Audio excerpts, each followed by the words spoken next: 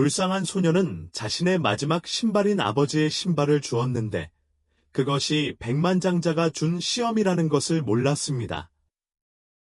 마을에서 가장 강력한 사람이 신발이 찢어진 채로 다리 밑에 앉아 있는데 아무도 그를 알아차리지 못한다면 어떨까? 그를 사람으로 보는 사람이 아버지를 잃은 소녀뿐이라면 어떨까? 이것은 기적에 관한 이야기가 아닙니다. 이것은 선택에 관한 이야기이며 어린 시절의 한 가지 행동이 어떻게 어른이 되어서 인생을 바꿀 수 있는지에 관한 이야기입니다. 시작하기에 앞서 오늘은 세계 어느 지역에서 시청하시는지 댓글로 알려주세요. 아침은 흐린 하늘과 창틀에 부딪히는 가벼운 비로 그를 맞이했는데 그 비는 마치 불안한 심장이 울리는 것 같았다. 그녀는 어머니 옆에서 7걸음의 속도로 걸었다.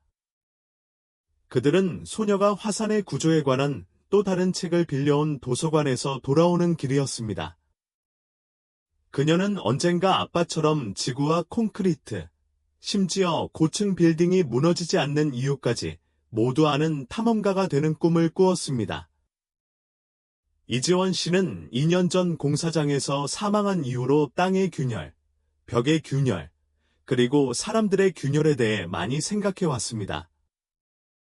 때때로 그녀는 자신의 가족에게도 균열이 있는 것 같다고 느꼈습니다. 작고 눈에 보이지 않지만 항상 존재하는 균열이었습니다. 엄마는 세인트 존스 병원에서 이중 교대 근무를 시작했습니다. 그녀는 늦게 집에 들어왔고 때로는 말도 없이 벽만 바라보기도 했습니다. 그들이 다리 아래를 지나갈 때 그녀는 그를 다시 보았습니다. 바로 그 남자였습니다. 그는 오래된 모직 담요를 몸에 두르고 앉아 있었고 그의 부츠는 마치 도시 전체와 싸운 것처럼 흉터가 나 있었다. 엄마, 그 사람이 또 왔어요.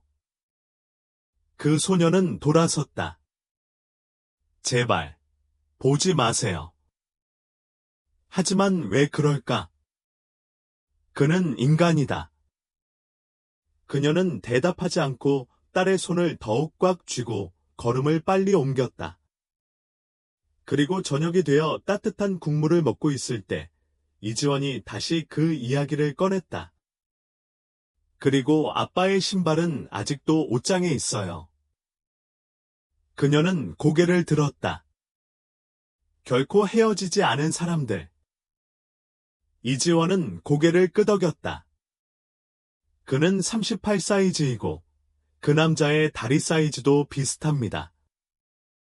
아빠는 더 이상 그것을 필요로 하지 않아요.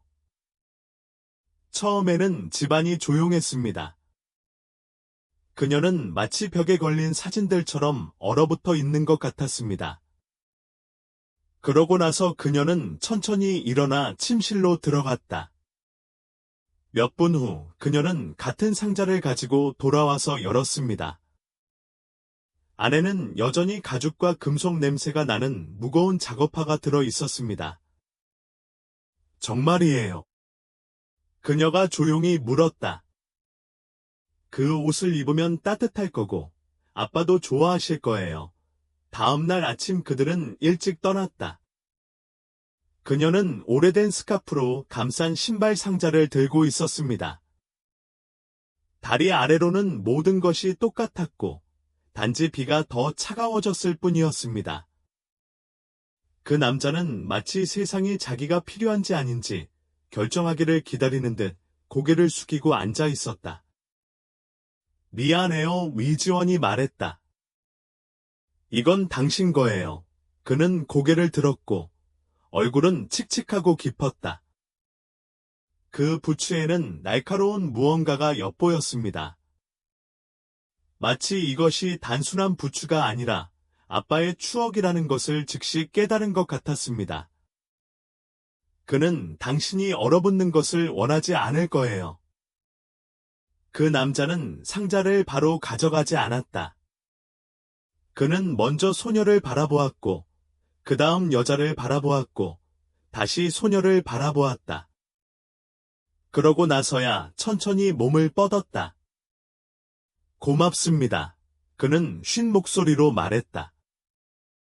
그럴 줄은 예상하지 못했어요. 그들은 아무 말도 하지 않고 떠났다. 그녀는 엄마가 자신을 꼭 껴안는 것을 느꼈다. 날씨가 따뜻했어요. 그날 밤, 이서진은 잠자리에 들었지만 바로 잠이 들지 않았다. 그 남자의 눈이 내 눈앞에 있었습니다. 그들은 노숙자의 눈이 아니었습니다. 거기에는 다르면서도 매우 친숙한 무언가가 있었습니다. 자존심과 고통이었습니다. 다음 날 아침, 병원에 새로운 관리자가 도착했습니다. 키가 크고 똑똑했으며 차가운 목소리와 예상치 못하게 친숙한 눈을 가지고 있었습니다. 그의 이름은 블랙우드 씨였고 그는 직원들을 무심코 쳐다보았고 필요 이상으로 그녀에게 더 오래 머물렀다. 이름이 이서진 맞죠? 그가 물었다.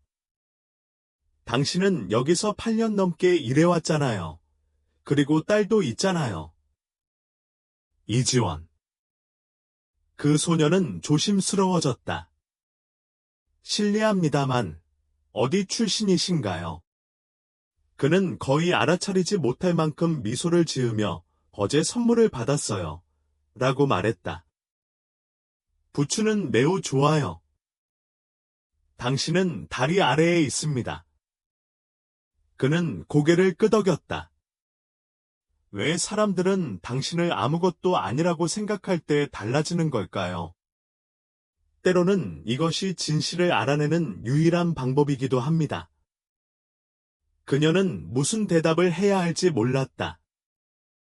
모건양, 아시잖아요. 그가 말을 이었다.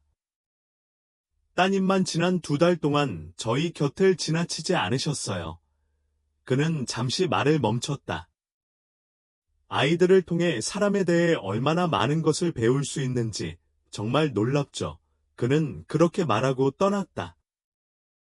이서진 그녀는 오랫동안 복도에 서 있었고 갑자기 전혀 준비하지 못한 일이 시작되고 있다는 것을 깨달았습니다. 하지만 그녀는 이미 선택을 했고 이제는 끝까지 가야만 했습니다. 다음 날 이서진은 평소보다 일찍 병원에 왔습니다. 그녀는 밤에 잠을 잘 수 없었습니다. 그녀는 블랙우드 씨와 나눈 대화를 마음속으로 계속해서 되뇌었다.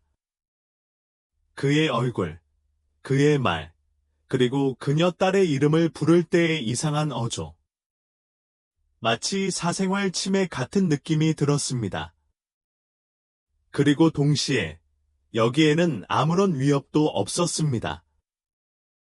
오직 따뜻하고 세심하고 걱정스러운 관심만 있을 뿐입니다. 그녀는 점심시간 동안 더 많은 것을 배웠습니다. 그 사람이에요. 간호사 중 한 명이 속삭였다. 우리 병원 네트워크를 인수한 기업의 대표와 똑같습니다. 박진우. 그들은 그가 억만장자라고 말하지만 그는 이상한 억만장자입니다. 인터뷰는 거의 나오지 않습니다. 그리고 그는 다리 밑에 앉아 이서진이 중얼거렸다. 하지만 큰 소리로 말해야지. 그녀의 교대 근무자는 놀란 표정으로 그녀를 바라보았다. 이서진은 왜 고개를 저었을까? 아무것도 아니야. 그럴 것 같았지만 그렇지 않은 것 같았어. 이틀 후 박진우가 다시 나타났는데 이번에는 복도가 아닌 그녀의 사무실에 나타났다. 그는 마치 그녀가 혼자라는 것을 아는 듯 초대도 없이 문을 두드리고 안으로 들어갔다. 그는 손에 폴더를 들고 있었습니다. 귀하의 사례를 살펴보았습니다. 선생님. 귀하는 가장 안정적이고 충성스러운 직원 중 한 명입니다. 2년 동안 휴가를 한 번도 가지 못했어요. 불평 없이 추가 근무를 맡습니다. 그는 앞을 똑바로 바라보았다. 왜? 그녀는 긴장했지만 저는 과부이거든요 라고 대답했다.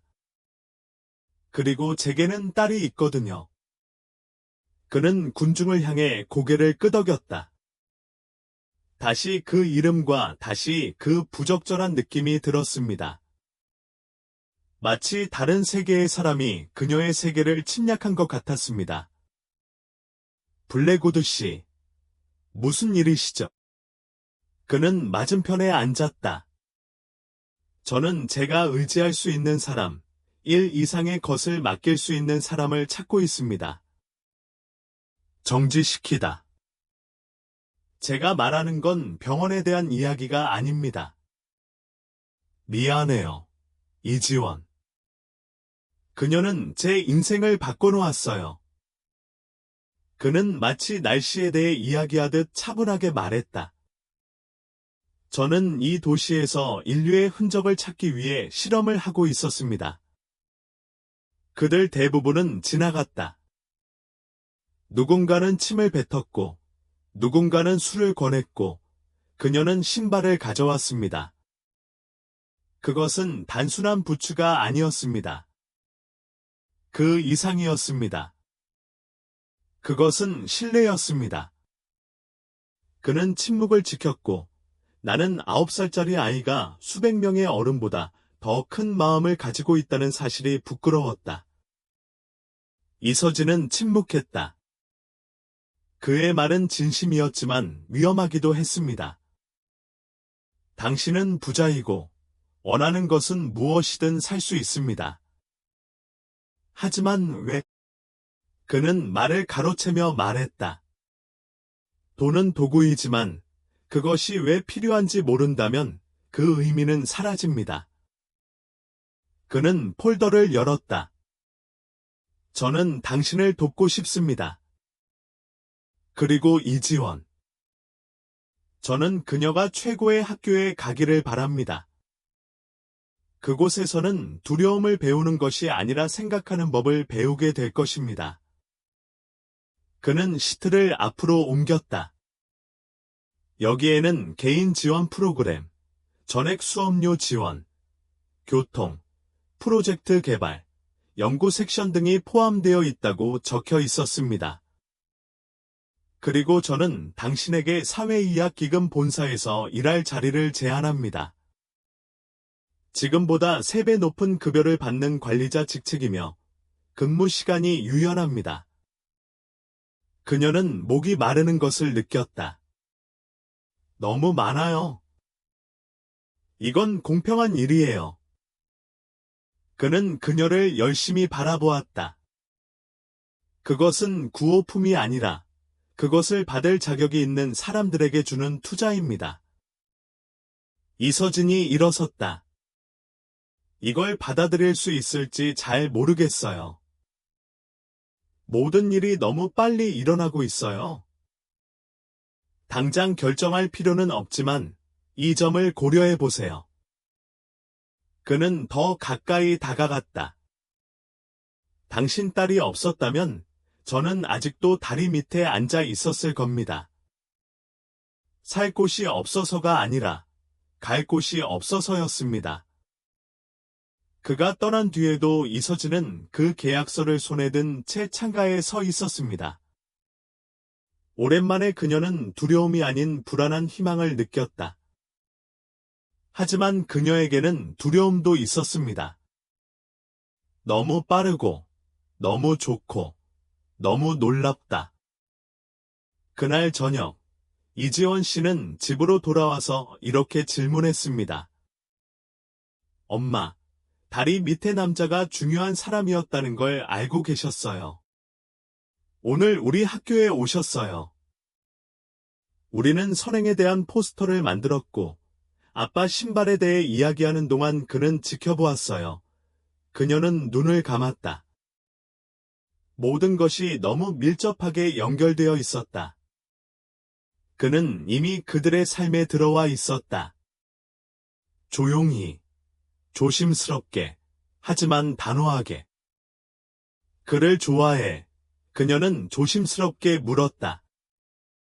그녀는 생각했다.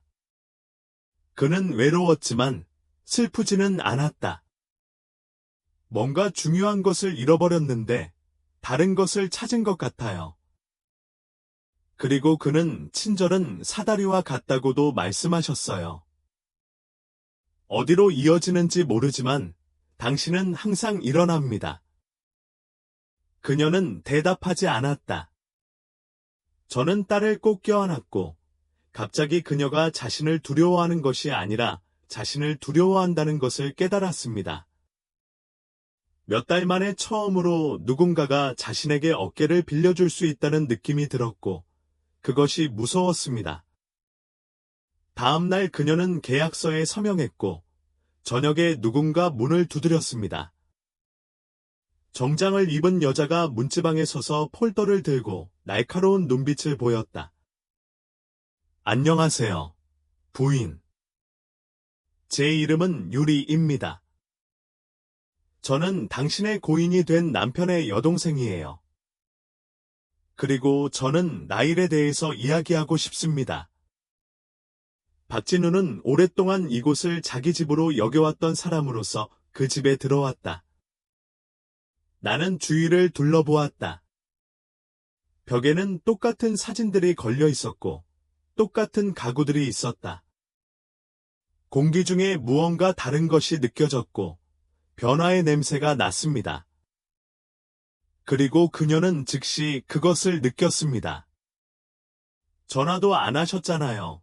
그녀는 인사도 없이 말을 시작했습니다. 친구로부터 당신이 승진했다는 소식을 들었고 지금은 블랙우드의 휘하에서 일하고 있다는 걸 알게 됐어요. 매우 편리해요. 그 소녀는 긴장했다. 싸우러 오셨다면 이 이야기는 접어두세요. 저는 나일라 이야기를 하러 왔습니다. 박진우가 날카롭게 말을 끊었다. 그녀는 지금은 억만장자와 친구인가요? 그는 학교에서 그녀를 방문하고 병원에 나타나며 무작위로 만남을 주선합니다. 이게 얼마나 위험한지 알고 있나요? 박진우는 위험하지 않아요. 이서진이 조용히 대답했다. 그는 우리 삶에 간섭하지 않아요. 그저 도와줄 뿐이에요. 그냥 도움이 되는 거죠. 누구도 누구에게도 빚진 것이 없는 세상에서 박진우는 이지원의 그림이 놓인 테이블로 다가갔다. 다양한 색깔의 계단과 친절, 인내, 신뢰라는 캡션이 있는 천국으로 가는 계단. 친절에 대해 이야기하는 사람이 누구인지 아십니까? 그 뒤에 숨는 법을 아는 사람들. 모든 것이 너무나 이상하고, 너무 빠르고, 너무 마법적입니다. 그리고 동화에서는 기억하시겠지만 처음에는 모든 것이 아름답다가 마녀와 우리가 등장하는 거죠. 이서진 나는 반대하고 싶었지만 박진우는 이미 가방에서 서류를 꺼내고 있었다. 조카와 어울리는 남자가 누구인지 밝혀질 때까지 낯선 사람을 집에 들이는 것이 조카를 위험에 빠뜨리지 않는다는 것이 증명될 때까지 그 사람이 수십억 달러의 재산을 가지고 있다 하더라도 임시 양육권 소송을 제기할 겁니다. 이서진의 얼굴이 창백해졌다. 당신에게는 그럴 권리가 없습니다. 나는 이모로서 그랬다. 공사장에서 부주의로 인해 오빠를 잃은 여자처럼요. 특히 최근에 기적이 너무 많았어요. 그녀는 서류를 테이블 위에 남겨둔 채 떠났다. 복도에 서서 모든 말을 듣고 있던 소녀는 아무 말도 하지 않았습니다. 이틀 후 보호자 담당자가 그들의 집에 찾아왔는데 정중했지만 차분한 태도였다. 그들은 냉장고, 교과서, 약품, 일상생활용품 등 모든 것을 살펴보았습니다. 이지원 블랙우드 씨가 누구이며 왜 그에게 부추를 주었는지 말해달라고 요청했습니다. 그녀는 그가 혼자였고 목소리가 저음이었다고 말했습니다. 아빠가 말씀하셨어요. 누군가가 추워하는 것을 보고 도와줄 수 있다면 도와주세요. 하지만 그가 억만장자였다는 걸 알고 있었나요? 아니요. 저는 그가 그저 슬픈 사람이라고 생각했는데 그는 나중에 억만장자가 됐습니다. 한 직원은 이렇게 적었습니다. 아이는 높은 수준의 공감 능력, 어머니와의 안정적인 애착, 그리고 스트레스에 대한 적절한 반응을 보입니다. 후원자로 추정되는 사람과의 접촉에서는 압박감의 징후는 보이지 않지만 문제는 이제 막 시작일 뿐입니다. 이지원 학교 측은 멜리사에게 상담을 요청했습니다. 학교장은 왜 그 소녀가 영향력 있는 사업가의 관심을 끌게 되었는지, 그리고 그 사업가가 학교 부지에서 심리 실험을 허용했는지 차분하게 물었습니다. 이서진, 나는 스스로를 제지하는데 어려움을 겪었다. 실례합니다만 지금 9살짜리 소녀가 남자에게 신발을 주었다고 비난하시는 겁니까? 우리는 걱정하고 있습니다. 부모님들이 질문을 하기 시작했습니다. 시의회에서는 이런 사건을 조사해야 할지 논의 중이다. 그러자 재단 변호사로부터 전화가 왔고 타는 그날 저녁에 모든 사실을 알게 되었습니다. 내 잘못이에요. 라고 그는 말했다. 좋은 일을 하는 데에는 책임이 따른다는 걸 깨달아야 했어요. 그래서 제가 개입했죠. 당신은 우리를 구해주셨고 기회를 주셨는데 이제 이 모든 게 우리에게 불리하게 돌아설 수도 있겠군요. 이서진이 대답했다. 나는 그것을 허락하지 않을 것이다 라고 그는 단호하게 말했다. 필요하다면 법정에 출두하겠습니다. 저는 제 자신에 대해 제가 무엇을 했고 왜 그랬는지 모두 말씀드리겠습니다. 이게 너를 파괴할 거야. 이서진이 속삭였다. 아니요. 저는 이미 망가졌어요. 하지만 어쩌면 이게 다시 시작하는 방법이 될지도 몰라요. 재판 일정이 빠르게 정해졌습니다. 이 사건은 관심을 불러일으켰다. 억만장자, 미망인, 마법의 부츠를 선물 받은 아이. 신문들은 다리 밑에 비밀, 억만장자인가, 조종자인가 라는 제목을 쓰기 시작했습니다. 회의 당일, 이서진은 거의 잠을 자지 못했다. 그녀는 그녀의 손을 잡았고 타는 그녀 옆에 섰다. 그는 정장을 입고 있었지만 그녀처럼 냉정하지는 않았다. 처음으로 그는 기업 임원처럼 보이지 않고 매우 복잡한 상황에 처한 사람처럼 보였습니다. 홀은 가득 찼다. 그 소녀는 자신감 있게 행동했습니다. 이지원을 사랑해요. 영원히 데려가고 싶진 않아요. 잠깐만요. 다른 사람의 게임에 이용당하지 않도록 확실히 할 때까지만요. 억만장자들은 성인이 아니에요. 다리 밑에서 사는 사람들이 아니잖아요. 멜리사 차례가 되자 그녀는 절제된 어조로 말했다. 저는 미망인입니다. 물론 부자는 아니지만 항상 딸을 위해 곁을 지켜왔습니다. 우리는 많은 것을 겪었고 지금은 더 많은 것을 겪고 있습니다.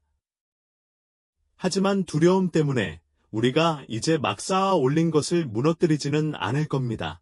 판사는 일어서려고 했지만 판사는 갑자기 발언자 본인의 말을 들을 수 있나요? 라고 물었습니다. 홀은 얼어붙었다. 그 소녀가 앞으로 나왔습니다. 키가 작고 단순한 드레스를 입고 있었고 변호사의 서류철보다 더 많은 진실을 담고 있는 커다란 눈을 가지고 있었습니다. 그냥 아빠가 얼어붙는 걸 원치 않았어요. 아빠 부츠만 남았는데 아빠는 돌아오지 않으실 거고 부츠가 누군가에게 도움이 될지도 몰라요. 그 사람이 누군지 아세요? 아니요. 하지만 그게 중요해요. 땅에 앉아서 아무것도 먹지 않는 사람을 본다면 그가 누구인지가 중요해요. 그녀는 말이 없었다. 그러고 나서 그녀는 이렇게 덧붙였다. 저는 이모와 함께 살고 싶지 않아요. 저와 어머니는 각자의 삶이 있거든요. 좋은 것이 위험할 수 있다고 생각하신다면 뭔가 오해하고 계신 게 아닐까요? 판사는 휴정을 요청했고 돌아와서 자신의 판결을 발표했습니다. 청구는 기각되었으며 양육권은 어머니에게 있습니다. 하지만 관련된 모든 분들께 선행에도 신중함이 필요하고 따라서 책임감이 필요하다는 점을 명심해 주시기 바랍니다. 특히 당신이 억만장자라면 더욱 그렇습니다. 블랙우드 씨. 그들이 홀을 나설 때 박진우는 처음으로 진심으로 미소를 지었다. 고맙습니다. 이지원.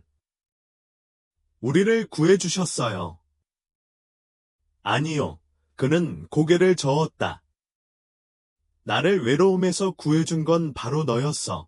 그리고 여는 옆에 서서 소녀를 바라보았다. 처음으로 조카로서가 아니라 어른으로서요. 그리고 갑자기 왜인지도 모른 채 그녀는 속삭였다.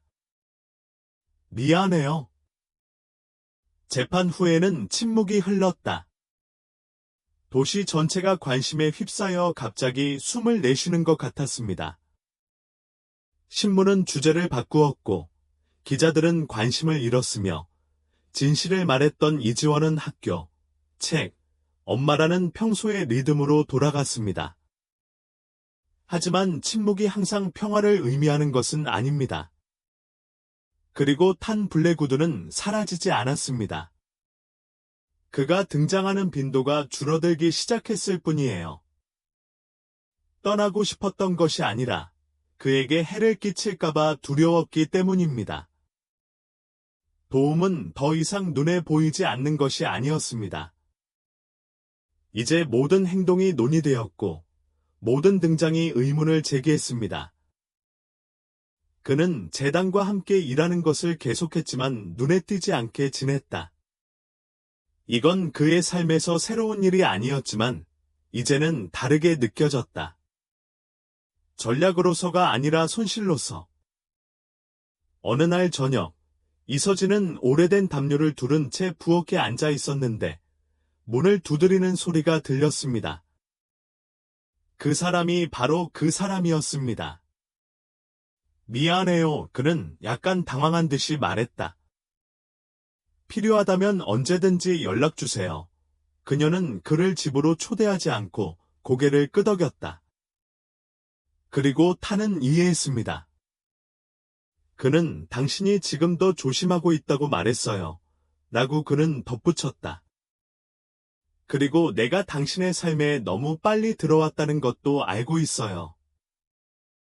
바람이 너무 세졌어. 정말 많은 일을 해냈어. 고마워. 하지만 내 말이 맞아. 너무 빨라. 그는 고개를 끄덕였다. 아무것도 기대하지 않아요. 그냥 제가 한 모든 걸 당신이 알아주길 바랐을 뿐이에요. 그녀가 저를 도와줘서가 아니라 저를 변화시켰기 때문이죠. 그는 말이 없었다. 그래, 난 친절함이 약점이라고 생각했어. 하지만 이제는 그게 믿을 만한 유일한 강점이라고 생각해. 그는 문 앞에 꾸러미를 남겨두고 떠났다. 봉투 안에는 미래 재단에 대한 계획이 적혀 있었습니다. 교육 프로그램, 의료보조금, 연구 장학금 등이 적혀 있었습니다. 그리고 맨 아래에는 멜리사 모건에게 전무이사 자리를 제안하는 글이 있습니다. 일주일 후, 이서진 씨는 학부모교사 면담에 왔습니다. 이런 일은 재능 개발에 중점을 둔 사립학교인 이지원이라는 새 학교에서 이미 일어났습니다. 그녀는 블랙우드 재단의 장학금을 받고 이 학교에 초대되었습니다. 한 학부모가 일어서서 멜리사를 바라보며 큰 소리로 말했다. 우리는 신입생을 반대하는 건 아니지만 재단이 정확히 누구를 데려오는지 알고 싶습니다. 특히 이 아이들이 언론의 상징이 되어버렸다면 더욱 그렇습니다. 우리 아이들이 누군가의 홍보 캠페인에 이용되는 건 원치 않습니다. 그 소녀가 일어나자 방 안의 사람들이 모두 돌아섰습니다. 그녀는 얼굴이 화끈거리는 것을 느꼈다. 미안해요, 그녀가 말했다. 저는 누구를 홍보하는 게 아니에요. 저는 그냥 엄마일 뿐이에요. 그리고 맞아요. 제 딸이 기회를 얻은 건 누군가 그녀를 표지 모델로 만들고 싶어서가 아니라 그녀만이 그 기회를 멈췄기 때문이에요. 정지시키다. 어쩌면 우리 모두는 그녀가 누구인지가 아니라 왜 그때 우리 중 누구도 멈추지 않았는지 스스로에게 물어야 할지도 모릅니다. 같은 날, 이지원은 학교 컨퍼런스에 초대되었습니다. 주제는 세상을 바꿀 수 있는 것은 무엇인가? 였습니다. 아이들은 공연, 그림 그리기, 프로젝트 등을 준비했습니다. 이지원은 자신의 그림과 똑같은 계단 모형을 만들었다. 이제야 계단이 엄청나게 늘어났다. 그리고 각각의 이야기가 있습니다. 첫 번째는 부츠, 두 번째는 학교, 세 번째는 재단, 네 번째는 다른 도시에서 장학금을 받은 소녀의 편지, 다섯 번째는 새로운 아동보호센터의 사진입니다. 그녀가 마이크 앞으로 나서자 방 안은 조용해졌습니다. 천국으로 가는 계단이 아니라 신발 한 짝으로 만들어진 계단이에요. 그게 뭔가를 시작하게 될 줄은 몰랐어요. 그냥 얼어붙어 있던 그 사람 생각만 하고 있었죠. 그런데 깨달았어요. 선은 원과 같아요. 멈추지 않고요. 한 사람이 한 걸음 내디디면 또 다른 사람이 계속 나아갑니다. 우리 각자가 한 가지 선행을 하고 그것을 잊지 않고 더 깊이 내려놓는다면 어쩌면 완전히 다른 도시가 될지도 몰라요. 그녀가 말을 마치자 바로 박수를 치는 사람은 아무도 없었다. 이 연설은 박수를 치는 종류의 연설이 아니었습니다.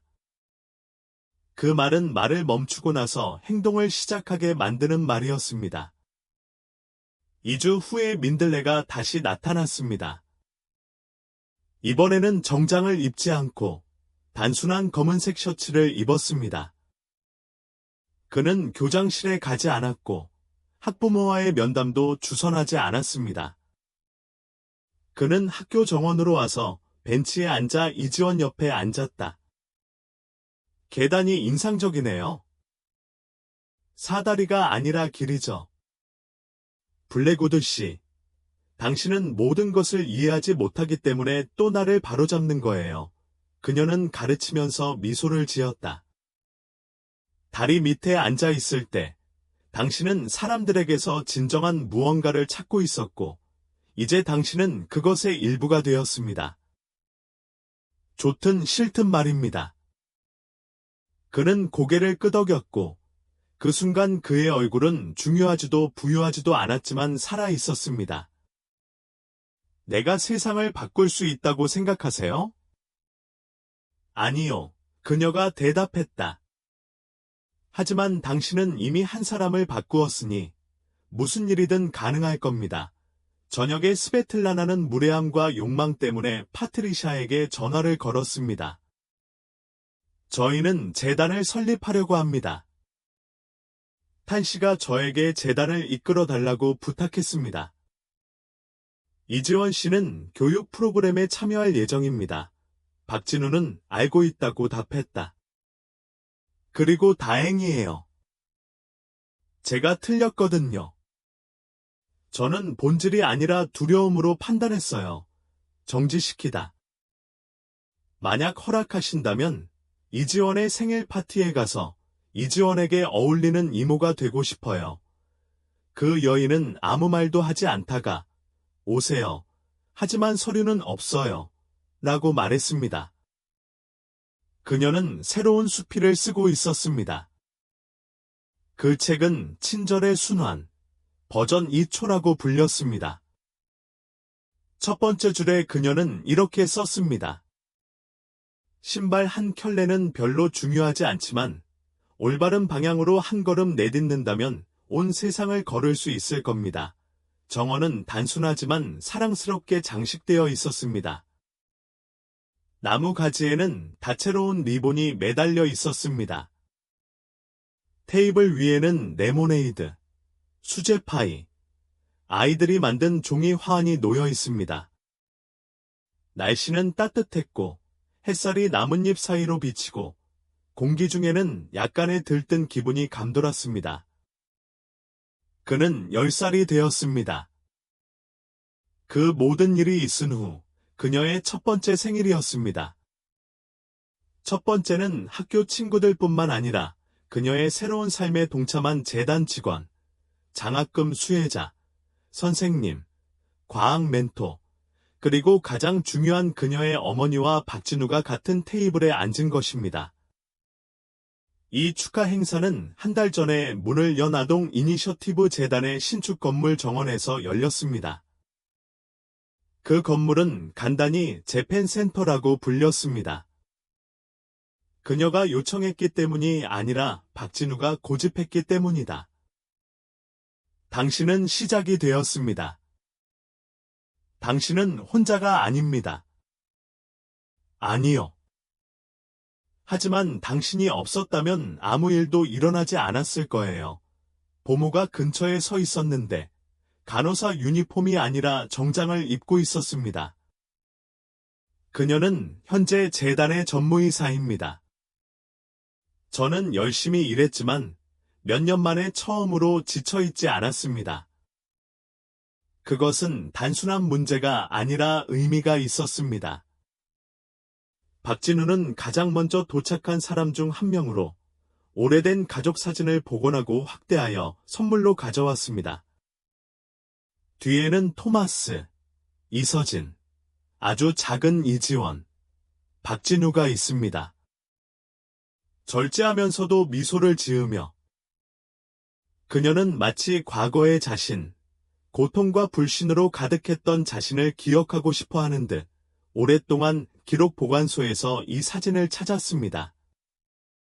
전화해 주셔서 감사합니다. 이서진이 그녀를 껴안자 그녀는 조용히 말했다.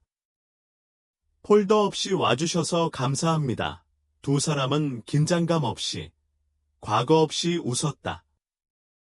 그냥 가족이에요?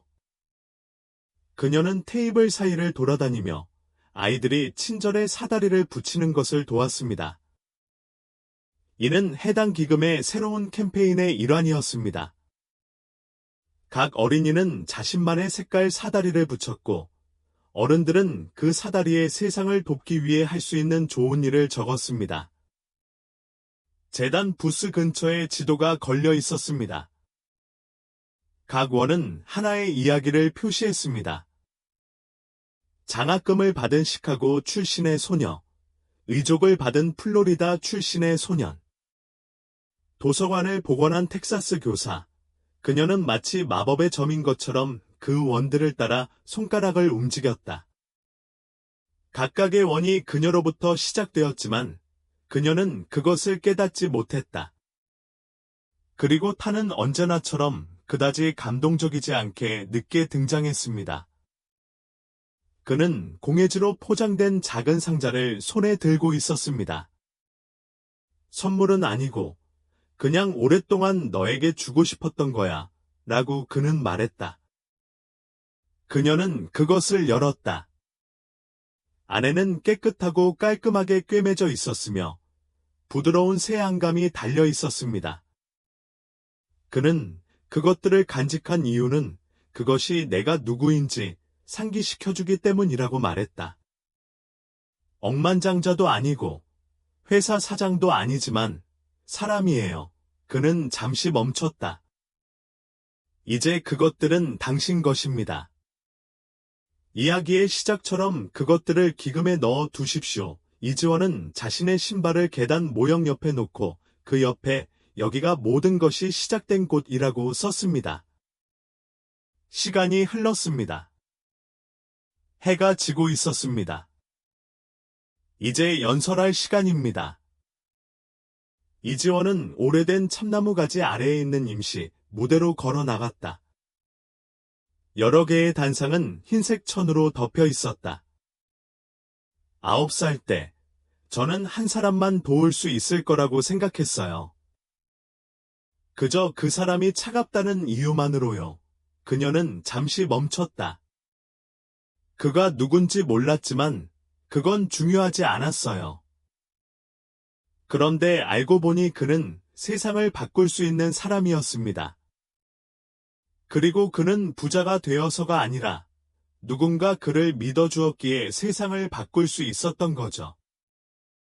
사람들은 주에 깊게 경청했고 어떤 사람들은 눈을 닫기도 했습니다. 가장 엄격한 이사, 후원자, 임원들조차도 그렇습니다. 우리는 종종 작은 행동이 바다 한 방울에 불과하다고 생각합니다.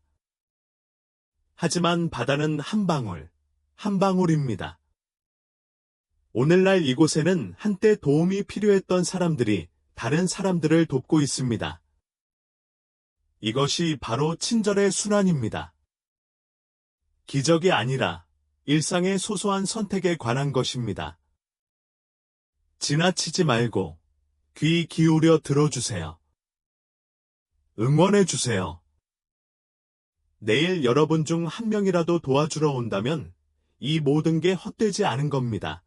그녀가 말을 마치자 쏟아진 박수는 격정적이기보다는 진심 어린 것이었습니다. 사람들이 공손하게 박수를 친 것은 아니다. 그들은 감사했다. 나중에 휴일이 끝나고 태양이 이미 지붕 뒤로 숨었을 때 이탄과 이서진은 조금 옆에 서 있었습니다. 이지원 아이들과 놀았습니다. 그녀의 웃음소리는 가볍고 울려 퍼졌다. 최근 몇 년 동안의 무거운 분위기는 전혀 없었습니다. 이서진은 그녀가 변했다고 말했다. 아니요, 박진우가 대답했다. 그녀는 그저 늘 그랬던 그녀로 돌아갔을 뿐이에요. 그리고 우리는 마침내 그걸 봤어요. 그는 잠시 말을 멈추고는 이렇게 덧붙였다. 저는 모든 것을 잃었다고 생각했습니다. 아내, 제 의미, 저 자신을요. 하지만 때로는 한 켤레의 신발만으로도 더 멀리 갈 수 있다는 것을 깨달았습니다. 뒤로 가는 것이 아니라 앞으로 나아가는 것입니다. 이서진 처음으로 그를 조심스럽게가 아니라 이해심을 가지고 바라보았습니다. 무엇이 놀라운지 아세요? 그녀가 말했다. 우리는 모두 무언가를 찾고 있었고, 친절을 통해, 고통을 통해, 아이를 통해 서로를 찾았습니다. 그는 고개를 끄덕였다. 이건 진짜 기적이에요. 마법도 없고, 마법사도 없고, 오직 사람들뿐이에요. 모든 일이 끝났을 때, 우리 국민만이 기금에 남았습니다. 이지원 피곤했지만 행복한 표정으로 코코아 한 잔을 들고 계단에 앉아 있었습니다. 그녀의 어머니가 그녀에게 다가와서 옆에 앉았습니다. 그 다음은 박진우. 그 다음은 박진우. 그래서 그 네 사람은 사업가로서도 과부나 보호자로서도 아닌 폭풍을 견뎌내고 남은 사람들로서 그 자리에 앉아 있었습니다. 그리고 재단의 문에는 한 신발, 한 걸음, 한 번의 기회. 모든 것은 친절에서 시작됩니다. 라는 표지판이 있었습니다.